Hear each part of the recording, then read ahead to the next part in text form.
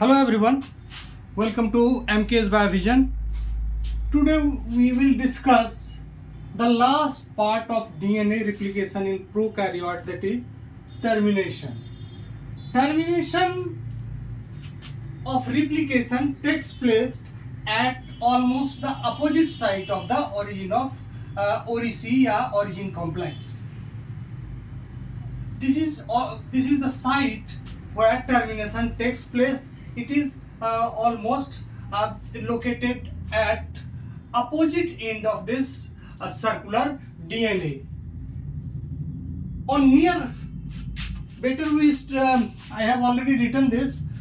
On near opposite site of ORIC, 7 terminus sequences stir sites are found in E. coli.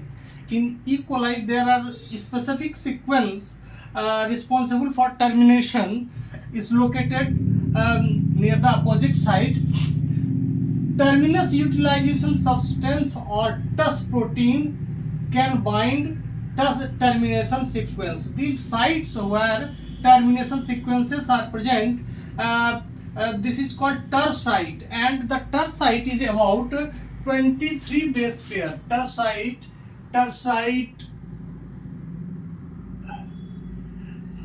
23 base pair.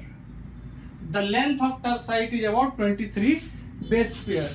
So there are at least 7 TUS sites, and these are called TUR E, D, A, TUR G, E, B, C. EDA are located almost in opposite direction of this GFBC. The sequences located in almost opposite direction. On these sequences, terminus utilization substance TUS protein binds. These sequences are identified by terminus utilization protein and substances that binds on this sequences. These sequences. Directionality of fork movement is set by orientation of TUS protein. This is the TUS protein, and orientation of TUS protein determines the direction of fork movement. Here we see this is DNA helicase, and this TUS protein, it is moving. This is permissible end through which it can move, but it cannot move through non-permissible. DNA, the helicase from this side cannot move, it will fall off. But from permissible side it can move. It is working like a valve or one way path. Replication fork can move forward only when helicase touches permissible phase of TUS protein. This is the permissible phase. This phase which is flat is the permissible phase, and DNA B, when touches this permissible phase, it can move ahead bypassing this TUS protein. But helicase cannot move from opposite side to this to this side. This is non-permissible site or phase of the TUS protein. Replication fork can move towards only when the helicase touches the permissible site phase of TUS protein. As the helicase touches non-permissible site phase, cytosine is flipped out and DNA polymerase can't move ahead, and entire replisome leaves the strand. If suppose DNA fork is moving from opposite side, and it encounters a non-permissible phase, then DNA B, along with the entire replisome, which contains primase, DNA polymerase 3, all those proteins leaves the strand if the fork comes from the opposite side. How it happens? Because when DNA comes from the opposite side, it flips out the cytosine base. Flip out means the cytosine and guanine each paired with hydrogen bond, and cytosine comes out, then it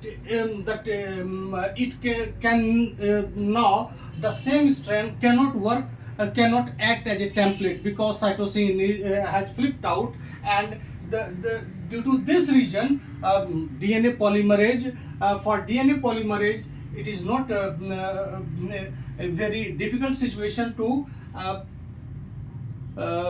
incorporate the complementary base pair at those places because cytosine is flipped out of the strand. After replication is complete, two new strands still remains interlocked, catenated. Decatenation of interlocked strand is done by topo 4, that is topoisomerase 2 class of enzyme. Topoisomerase can it can break the phosphodiester bond. It can also seal the phosphodiester bond. That is why no separate ligase is required for the activity of topoisomerase, because it can perform dual role. It can cut the phosphodiester bond. It can also ligase or synthesize phosphodiester bond. Here we see that replication fork moves in opposite direction from this origin complex, that is this side. This is anti-clockwise and this is clockwise. This is the for clockwise replication fork. These TUS proteins are oriented in such a way that they face permissible phase. The fork always face permissible phase of the TUS protein. That is why it can move in this direction easily. But this is a clock direction, but when it encounters TUR-A, then it faces non-permissible phase of TUR-A protein, and here it gets trapped. It cannot now move further. This is why it is called clockwise fork trap. This is why it is called clockwise fork trap. Fork trap can bypass these proteins, but here it gets trapped. That is why it is called clockwise fork trap. On the other hand, anti-clockwise fork moving, and it always faces permissible phase of this TUR EDA, and finally this is a TUR-TUS complex. Actually TUR sequence is called EDA, and the TUS protein is bound here. The entire thing is TUR-TUS complex, and when it comes here, and here it faces non-permissible phase of TUR-C protein, and here gets the fork coming from the anti-clockwise coming in an anti-clockwise direction gets trapped. That is why it is called anti-clockwise fork trap. Termination always takes place at TUR-A, either TUR-A or TUR-C, or between the TUR-A or TUR-C. It is quite clear, because this is the region where this is the trap region.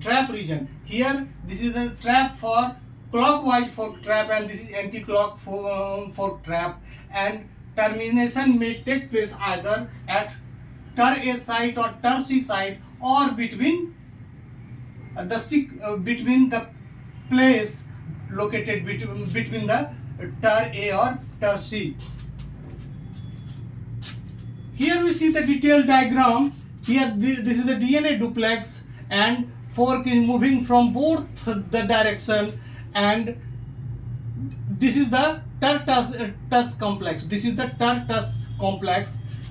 TUS protein and termination bound at the termination sequence. Replisome is bound here, and here also replisome from opposite side is bound here.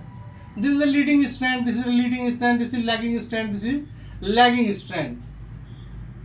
We see that when as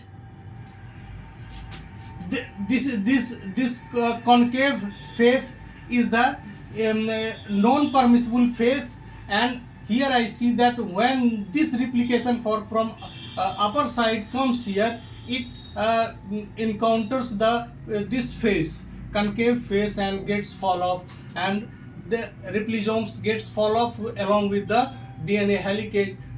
TUS proteins also dissociates from the DNA, newly synthesizing DNA, and after that we finally see that both the DNA, both the strands gets its own complementary strand, newly synthesized complementary strand. Here blue is the old, blue and black is the old, and green and red is the new strand, which is catenated. It remains still it is interlocked because because it is twisted.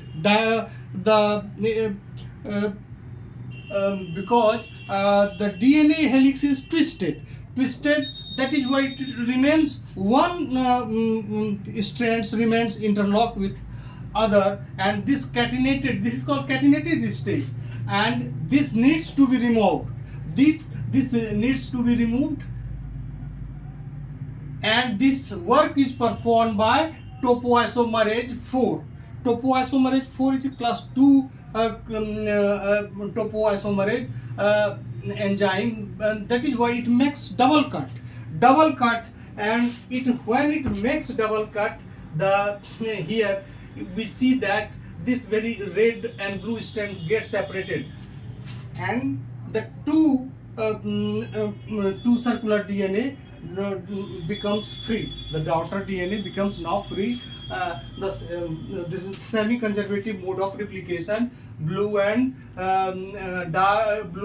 black is the old strand, old parental strand, and red and green is the new strand. अब हम एक चीज देखते हैं कि bacteria का जो replication होता है, इसमें जीनोम का जो रिप्लिकेशन होता है, it takes 40 minutes, but the cell division or binary fission takes only 20 minutes. How is it possible? Eukaryote में तो जब डीएनए का रिप्लिकेशन पूरा हो जाता है तब सेल डिवीजन होता है. प्रोकैरियोट्स में, खास करके बैक्टीरिया में, इस तरह का नहीं होता है. सेल डिवीजन चलता रहता है और रिप्लिकेशन भी चलता रहता है साइमल्टेनियसली. ये नहीं है कि रिप्लिकेशन खत्म होगा तब एक सेल से दो सेल बनेगा. यहाँ ये कैसे होता है, इसको हम इस तरह से देखते हैं कि यहाँ हम देखते हैं ये बैक्टीरिया का क्रोमोसोमल डीएनए है. इसमें एक ओरिसी है, ये एक ओरिजिन कॉम्प्लेक्स है, और टर्मिनेशन साइट यहाँ है. अब ओनली वन